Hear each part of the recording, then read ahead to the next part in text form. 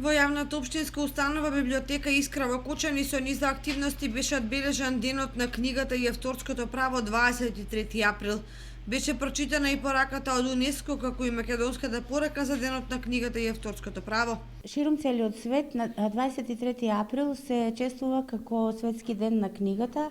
Во сите библиотеки се одбележува на различен начин, меѓутоа едно е заедничко, се читаат светските пораки, напишана од генералниот директор на УНЕСКО Ирина Бокова и некој автор кој е одбран за таа година. Годинава е одбран професорот Љубиша Георгиевски. Исто така заедничко во сите градови низ светот е подарувањето на роза со секоја подарена книга, кој е стар каталонски обичај и кој трае речиси 100 години. На денешната свечаност беа прогласени недобрите читатели на библиотеката во изминатата 2015 година.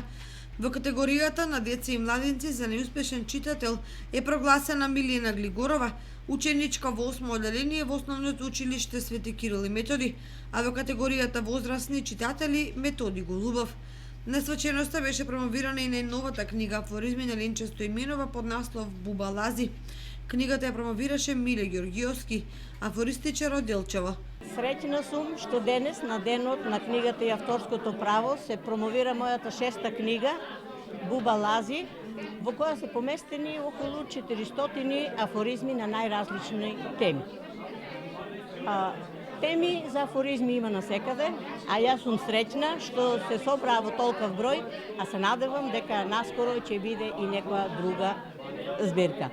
Ленче Стоименова е една пераница на македонскиот женски афоризам, афористичар кој долго време беше осамена на нашата афористичарска сцена кога се работи за жена афористичари, но Ленче не престана да работи, напротив, нон-стоп продуцираше нови афоризми, со што се сврсти и меѓу подобрите афористичари жени не само во Македонија, туку и на Балканот.